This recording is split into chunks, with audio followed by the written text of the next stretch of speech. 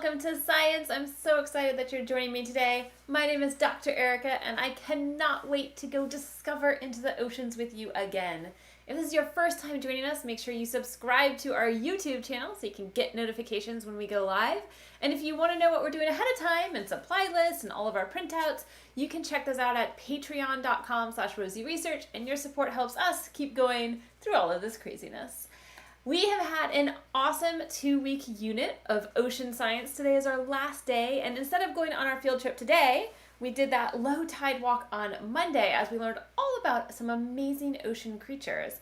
And our friend Sarah, who came in and you guys got to ask questions for her, her favorite animal was an octopus. And octopuses, they have this really cool way to camouflage, which is the same way that squids camouflage. So today we are going to learn about how some of these deep sea creatures change what they look like really quickly, because squid and octopuses can do this very, very quickly. They can swim up to a rock and then make themselves look like the colors and the textures of that rock with those same patterns, which is amazing. And it's a great thing because squid are kind of like snails, except for they don't have a shell. So they're a mollusk, and they're very soft and squishy. And you can imagine if you lived in this deep underwater world with lots of predators, being soft and squishy without a shell is maybe not the best idea. And so squid have adapted to that using a couple of things. One thing is they are insanely fast. In fact, squid can swim at 25 miles per hour. That's really fast. That's faster than you or I could run or probably even sprint on our very best day. That's faster than the fastest person alive. Yes, that is ridiculously fast that they can swim faster than we run. They can swim faster than your parents can drive through a school zone.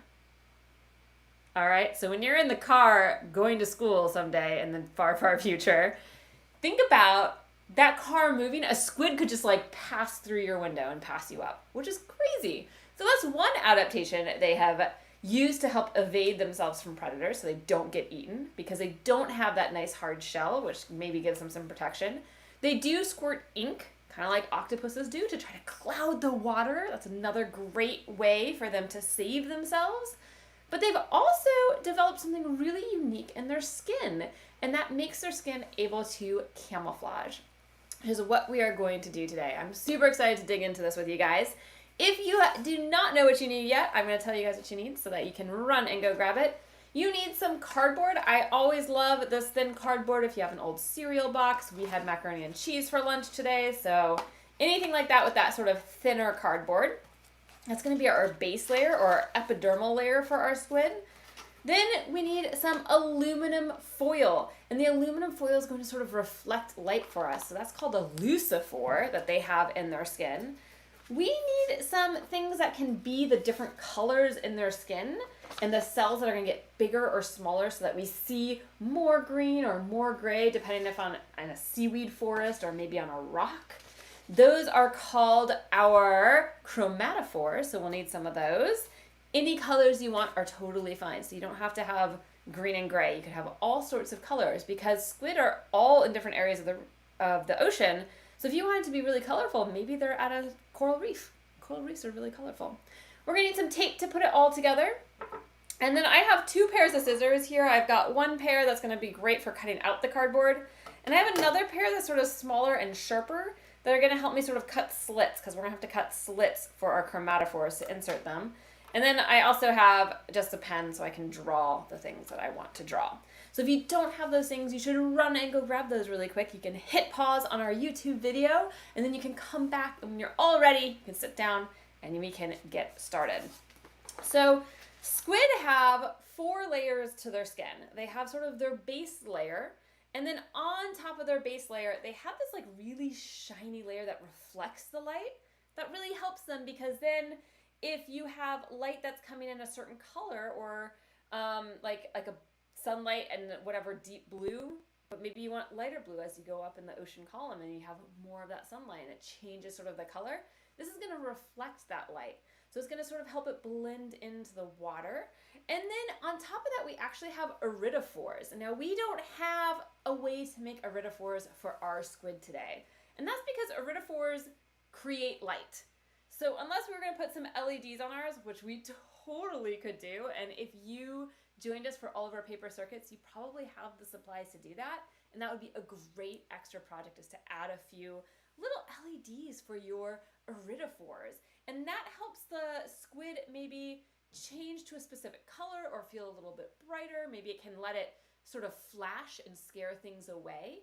And the way it does that is it has a chemical called luciferin in its skin, and that can blend with oxygen to make light, just like a firefly, which is really, really cool. And then on top of those layers, we have our chromatophores, and our chromatophores are going to be this colorful paper, and those are just little cells that can actually get bigger or smaller. So they're always there.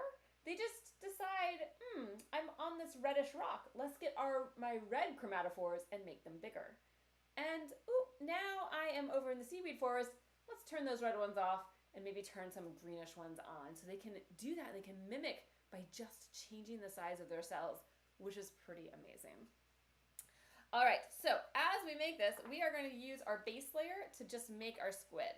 So what you're going to want to do is I'm going to open up my box real fast, and I'm going to draw out my squid that I'm going to cut out so that I can have a beautiful squid.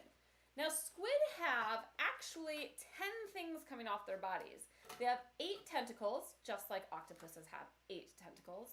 And they also have they have 8 arms, 8 arms and 2 tentacles. Octopuses have 8 arms, no tentacles. Tentacles, I mixed it up because tentacles are kind of like their arms. When squid go fishing, they use their slightly longer tentacles to grab things and bring them in. So, squid are going to have 10, and you can decide if you want to add all 10 or maybe you want to add a few. It's up to you. But I'm just going to draw what my squid looks like on my cardboard here. And I'm going to have some of these arms and tentacles that are going to come off of it. And I kind of imagine the tentacles are sort of in the middle. So I'm going to make these a little bit longer for my arms. And then what I'm going to do is once I've drawn my squid, I can go ahead and cut this squid out. All right. So this is going to be my base layer. Just the squid sort of normal skin. It's going to go like this. Now we're going to add another layer. Our next layer that we're going to add, if you might remember, is that reflective layer. That reflective layer is called the iridophore, not the iridophores, the lucifores, sorry. And the lucifores are going to be out of foil for us. So I personally am not going to cover my arms and tentacles with the lucifores, just because that's going to be a lot of extra foil and taping. I think I'm going to just do the body.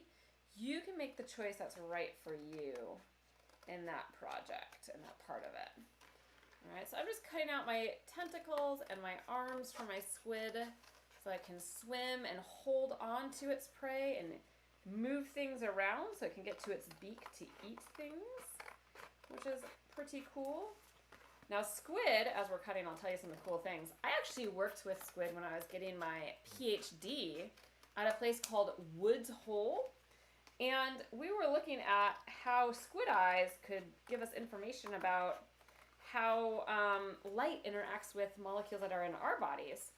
And interestingly enough, squid are invertebrates. So if they die, their tentacles keep moving, which is really no fun when you're in a dark lab all by yourself. Well, one of the times. Evan came with me one time. He thought I was exaggerating about how terrifying it was. We only went one other time. It was a lot. It was like, woo, those little squid legs, even if they've been cut off, the squid can climb up your arm, which is cool. I mean, that's the thing with invertebrates is they don't always have to have those messages that come down. A lot of it is sort of a chemical reaction. All right, so I have my nice, lovely little squid. This is my base layer. So next I'm going to add my lucifer layer, which I'm going to use with the aluminum foil. And so to do that, I am just going to bring some aluminum foil out and I'm going to tape it on. All right, so I can you can choose if you really want to do like all of the legs, go for it, and you can cut it and you can glue it or tape it on. I'm going to tape mine on. I'm just going to leave my legs sort of out of it though. And if I flip this over, what I can do is I could even draw sort of on this foil so that I don't have quite so much extra foil on the back of my squid. And this is kind of nice too because cutting foil can sharpen your scissors. So you'll be getting your scissors nice and sharp as you cut this guy up.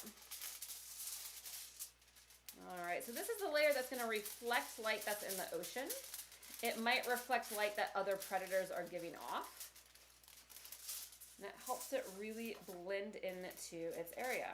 Now that I have this layer, I'm going to sort of tape the Lucifer layer around the back. So I can put it down and I can sort of just fold this over. Foil is a great thing for this because it just folds so easily and it'll even stick in place probably without tape. But I like it when my projects really stay together. So I'm going to add some tape around it after I'm done folding it all over. All right. So I have it sort of folded over and now I'll just add some masking tape to the back of my squid, which is cool. And I would love to see if you're taking an extra challenge and you decide that you want to make that layer of iridophores that make light with LEDs, that would be pretty amazing. Are you trying to call out John? I'd love to see that. I am trying to call out John and Naomi because I know that they have done a lot of paper circuits. They were with us all summer doing paper circuits. So I know they have the supplies and they have the know-how because they're like professional paper circuit makers at this point. And if you haven't done paper circuits, you should check out our YouTube channel. We have a lot of them, like 20 or 30 different ones. Pokemon. We did a deep sea one where we made a like a submarine. Ooh, I had extra tape. And a diver. Yeah. And a diver and jellyfish, which you could make into either a squid or an octopus if you wanted to. That was really fun. All summer we did that. All right, so I have it sort of taped down. So now I have my squid with its base epidermal layer, its base skin layer. And then on top of it, I have this one that reflects light, just like foil or a mirror reflects light. And that's my Lucifer layer. Unless you've got your stuff, we're gonna skip the iridophore layer that's gonna make light. And now we wanna make our chromatophore layer, which will help it blend in based on what it's in front of, right? So reflecting light is good for things that might be over here and that's coming back at them. But if I want to like almost blend in, I have to think about what's back here and I have to mimic whatever's behind it so it can mimic what's it's in front of. So what I'm going to do is I'm going to make a series of slits on this paper. I want them all to go in the same direction. And these slits is where we're going to put different pieces of colorful paper in here, which will allow me to then turn on or off those chromatophore cells. All right, so I'm just going to sort of outline where I want to put them first. And then I'm going to go in with some scissors and I'm going to make some holes. So I have a whole bunch of these guys. You can do more or you can do fewer if you'd like. And what I'm going to do is I'm going to poke my scissors through just like that. And then I can start cutting right along that slit. All right, you want to make sure that you get through to the foil. I have these teeny tiny scissors right now because these nail scissors, they have a nice point on them. And so what we're going to do is we're just going to keep going through and we're going to cut these slits. Now again, we want those slits to all go in the same direction. It'll make it just a little bit easier for us when we are turning on or off our chromatophores depending on where our squid is. And I have sort of ideas that I have like a Pacific Northwest squid. It's going to have like a seaweed. It's going to be really sort of acclimated to seaweed and rocks, which feels very Pacific Northwesty. We don't have coral reefs out here. So we don't have those pretty, beautiful colors that you might expect in other places. Oops, this spot's really tough. But depending on what kind of ocean you guys have, you should also choose the colors that are right for your area. We just have a whole lot of seaweed and rocks. All right. If you have a parent nearby, it could even be easier to do this with a knife. That's one option if you have sort of a parent that can watch you nearby. If you don't have a parent nearby, let's skip the knives. It's always a little nerve-wracking having little people with knives. All right, so I'm just keep on cutting, and you'll notice all of mine go, again, the same direction. That's really, really important. And if you are loving our talks about squid, you might be interested to know there's more than 300 types of squid in the ocean. 300 different types. I mean, sometimes I'm surprised by that, and I don't know why. Like, if we thought about how many types of sea stars there are, it'd probably be a few hundred types, or jellyfish. Everything in the ocean, there's so many different types. And there's so much we really don't know about the ocean. I think Rohan might have been the one that asked Sarah how many different creatures are in the ocean.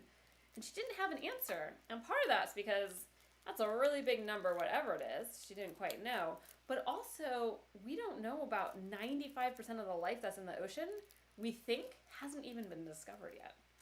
Which makes you wonder, like, what cool things do these ocean creatures have that we don't even know about yet? And we keep learning about them. We recently learned about these little tiny shrimp that can live on something called hydrothermal vents. It's sort of areas at the bottom of the ocean that are releasing pretty much magma. Like there's superheated water, boiling water that's down there at these vents at the bottom of the ocean, and there's creatures that live on it, which is just somewhat shocking if you think about, like, I know I could not live in boiling water.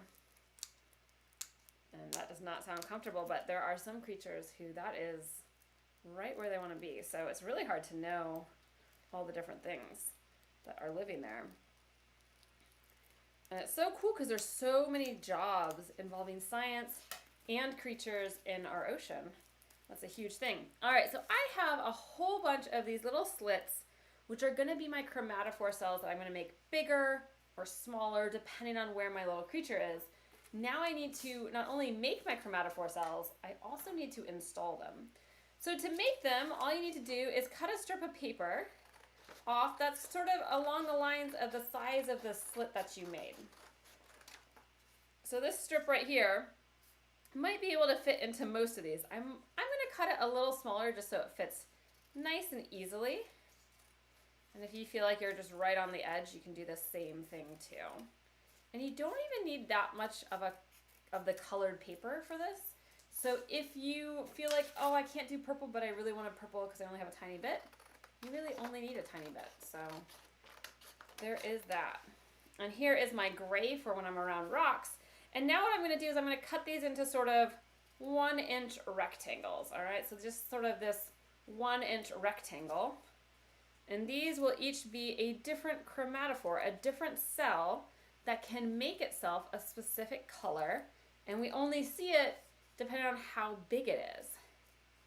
All right, and then I have my seaweed-esque chromatophores to help my squid hide in the kelp of the Pacific Northwest.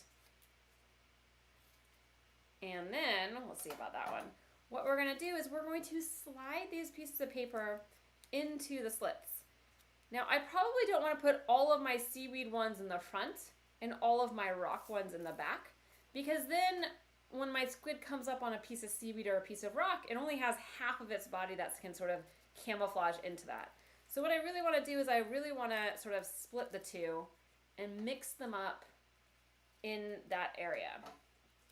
All right, so you want to sort of have them all scrambled up so that no matter where your squid is, you'll be able to sort of cover the whole body of the squid with those colors. All right, so I'm just sticking these guys in right now.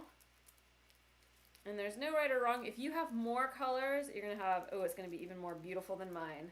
And I'm just slipping it through so that it's coming in the back. All right, so it's just hanging right through, half and half through that slit. And you'll notice that when I want to turn my chromatophore on, I can sort of control it in the back. I can control the size of that cell that we're seeing. All right, so I'm going to keep on adding these guys. And if you need to, some of these are a little bit too thick for my slits. You could either make your slits a little bit bigger, or you could choose to cut down your chromatophore cell. Either of those will work for you. And the nice thing about this is that they all sort of are able to not move because it's just slits that we have there. So because of that, they don't really move quite as much. You'll notice I'm not doing a specific pattern. I have a little bit extra rock here. That's okay.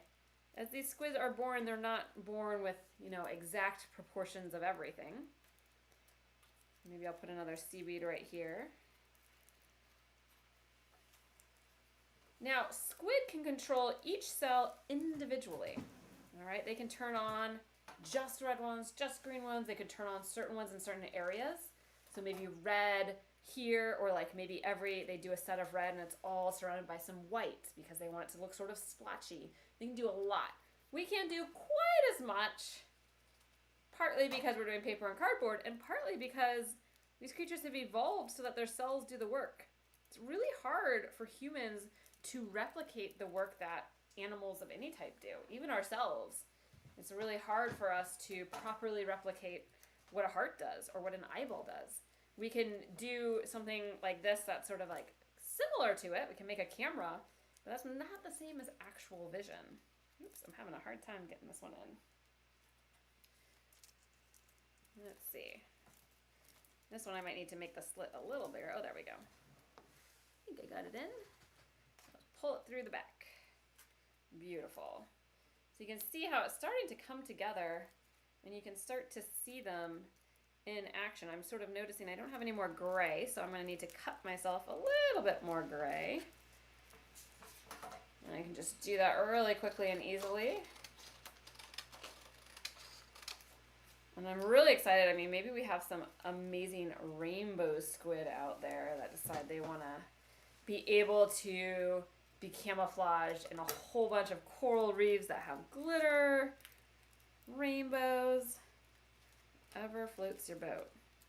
And for some reason, this is reminding me of a video. We watched a really cool video last week in our Zoom room that was all about a woman who went in a submarine, and they went to go look at creatures in the deep in their submarine. And this just reminds me of it. It might be really scary to see a giant squid, even if you were in a submarine. Those things are like 33 feet long, I think. Their eyes are literally the size of your dinner plates. So that's really big. Could you imagine seeing a creature with eyes as big as a dinner plate? It's got a huge beak. So the mouth of the squid and the octopus are both called the beak. And the giant squid, I mean, it's huge. It can cut off like a leg. It is not what I would want to be near. All right, so I have all of my chromatophores installed right now. And then what I can do, this one's a little bit long, I'm going to cut that shorter. What I can do is if I'm in the seaweed, I can turn on just my green chromatophores, and my squid will start to look a little bit more green as I do that. All right, and then I can turn those off by just sort of flipping them up, and I could go towards a rock, and I could turn on sort of these rocky chromatophores that blend in with the rocks. And so I'm changing sort of the amount of gray that you see, or the size of the cell of that chromatophore that you're seeing. And it's going to change what that squid is going to look like to a predator. And this is just how the squid chromatophores work. They just sort of make them bigger or smaller depending on what they need for that situation. My in a kelp forest, let's make these green ones bigger. And we can push them all down, and you can see how that sort of adds extra green to what we see. Or I can make them so that they're just right head on so that you don't see quite as much of them. And that would be like when those cells are shrinking. And that is how our squid actually have a great way of camouflaging, because they have so many different of these chromatophore cells. They can do that. They can mimic what's behind them. They can mimic textures. Octopuses even have extra types of cells in their skin that are like muscles, so they can actually sort of, instead of being smooth, they can make themselves ripply, which is really amazing. All right. I am super excited to see your guys' squid over in our Zoom room today. I can't wait to see what you guys have made. And next week, we are done with our ocean unit, which makes me sad. It's been so much fun learning about climate change in the ocean and also some of our favorite creatures in the ocean. But next week, we'll be going on to chemistry, where we will dry alcohol, which might make you be like, what? How do you dry alcohol? We'll be growing crystals. We'll be learning about things called exothermic reactions that create heat out of seemingly nowhere. It's going to be amazing, so I can't wait to see you guys then. If you're not in our Zoom room, and if you are, we'll see you over there shortly. I hope you guys all have a fabulous weekend, and if you can, make sure you go out for that low tide walk. And if you can't, you can always check out the Harbor Watchers low tide walks. Have a good one. Bye, friends.